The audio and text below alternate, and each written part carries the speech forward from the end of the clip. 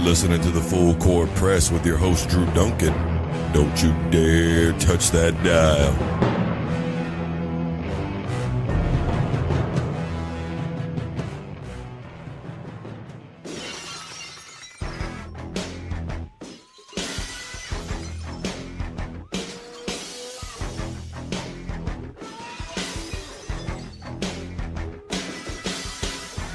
Hello, everybody. Welcome to the Full Court Press. I am your host, Drew Duncan. Don't forget, I am on Facebook, Twitter, and Instagram, all at Drew Duncan 83. It is late-breaking, hard-hitting, smash-mouth, in-your-face news. Vincent K. McMahon is once again starting up the XFL. And you know, it's kind of funny because I actually was researching this back in December. There was word that Vince McMahon was dumping shares of the WWE, trying to start another corporation, something on the side, and it was basically hinted and alluded to that what he was trying to do was create enough startup money so that way he could once again begin the XFL. And look, a lot of people remember the XFL. It came out when I was about 16, 17 years old. I watched it debut. Me and my dad tried to watch a couple of games together. It was an exciting time. There was a lot of build-up around it. There was a lot of hype. But the disappointments to me were not the things that all happened that obviously a lot of people saw in the 30 for 30, right? There was some football that was played that wasn't the greatest in the world. There were games that were great, but were obviously tainted somehow, some way, because the broadcast equipment would stop working. And I remember watching that happen live as it all went down. And you're just waiting around for a game to come back on TV. And, you know, there was just kind of one bad thing after another. But to me, the things that were bad, some of it was publicized, obviously, in the 30 for 30. Number one, you look at the fact that the then WWF, now WWE, tried to incorporate, I think, way too much of their own material into football. And I think that Vince McMahon, during the interview, the only question that was asked to me that was a truly legitimate question was by Bob Costas when he said, you know, it's not WWE enough for the WWE fans. It's not football enough for the football fans. What do you do? And I think that in this time, if Vince McMahon is smart, he's going to keep it football, 100% football. And, you know, a lot of people are going to allude to some obvious things. Number one, the camera angles, the coaching interviews during the game or on the sideline at halftime, being in the locker room and seeing these guys amp up their football teams. But the USFL did a lot of things that were or are used currently right now in the NFL, and the USFL doesn't exist. So being an innovator doesn't necessarily mean that you'll have great product. Then, of course, you've got this other aspect of it, which to me was the biggest deal, and that was, look, it was advertised as there was going to be less rules. These guys were going to be allowed to celebrate, which they are now in the NFL, of course. Again, part of the innovation. But we all thought that it was going to be this hardcore style of football. You know, it was going to be half of us, I think, tuned in expecting to see guys without helmets on. I mean, it was that serious. I know I did. I was watching. I thought, it's going to be no helmets. I mean, you know, but that's not the way the game was played. And I think to me, that was the most disappointing aspect, was the buildup of this is going to be a hardcore league. This is what football is really all about. We're going to take it back to the days of a Dick Butkus, of some of these other guys that we all kind of still passionately revere in the football community as being some of the toughest men that you've ever seen. The original Steel Curtain defense with the Pittsburgh Steelers. We wanted to go back to Deacon Jones days. We wanted that, and we thought we were going to get it, but unfortunately it didn't happen. So I think that Vincent McMahon is going to need to completely retool his marketing strategy. And he's going to have to just be a little more honest, I think, about what kind of product he's producing. Honesty will be the best policy. If you're going to make it a hardcore league, make it a hardcore league. But if you're going to make it basically a subdivision of the NFL, then just present yourself that way. Because until somebody can truly compete with the NFL, that's all anybody is going to be. How many startup leagues have there been that have tried to come around in springtime or even in August and say, we're going to compete with the NFL, or look, man, we're going to compete with the NFL when we're ready, but we're going to have football that is just as good. It's going to be as great. You know, the CFL is the only thing that's really survived. But to the audience in the United States, it's not really even there. I mean, you've had some guys like Vince Young who were supposed to go there. Unfortunately, their careers were cut short. But you've had other guys that did go there and were successful. You think about Warren Moon. He was successful in the CFL, ended up being able to transition to the NFL. You think about Doug Flutie. Wasn't really great in the NFL, transitioned really well to the CFL, came back to the NFL for a little bit, was more successful than people gave him credit for. So there have been some guys. But the point that I'm making is this, is if you want to be recognized as a quality product, then you have to be honest about what that product is, so that way we, as an audience, know exactly what we're getting ourselves into before we tune in. Because we can all be honest about, look, man, we're all desperate for football, good football, or at least decent football when the NFL season is over. And I don't think arena football, at least in my part of the country, is really a big enough success, even though we've got a team out here in Wichita that's won a championship. It's still not a big enough success to make people want to tune in on television week in and week out. I mean, they've ran Arena Football League championship games on television. What have the ratings been like? Did you bother to tune in? Did you watch for a little bit and turn it? Because there's a lot of people that feel that that style of play isn't football. You think about a handful of guys that have been able to transition from arena to the NFL. I mean, obviously the first name that's going to pop up is Kurt Warner.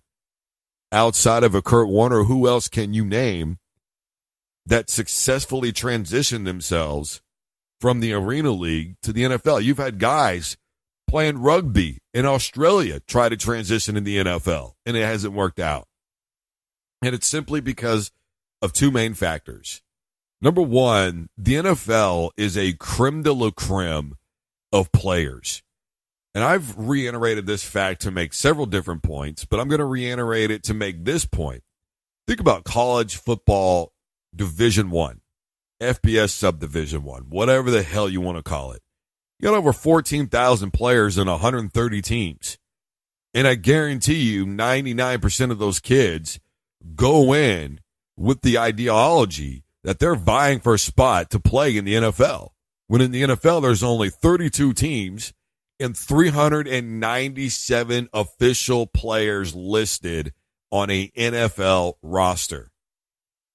397 total in the NFL, period. It's the best of the best. There's no second-handers in the NFL. The guys that we continuously criticize and critique and say, well, this guy's not good and this guy is garbage and that guy's not good, he's obviously still better than the other 95% of kids that are out there playing. I mean, really, when you think about it, guys that are in the NFL are true 1%ers in this country in terms of their athletic ability on a field. And there's really no ifs, ands, or buts about it. So even the guy that's third string on an NFL roster is still better at his position than 95% of all the other kids right now that are in college football trying to go for draft day in the NFL. I think competition is great for our country. I think competition breeds better products.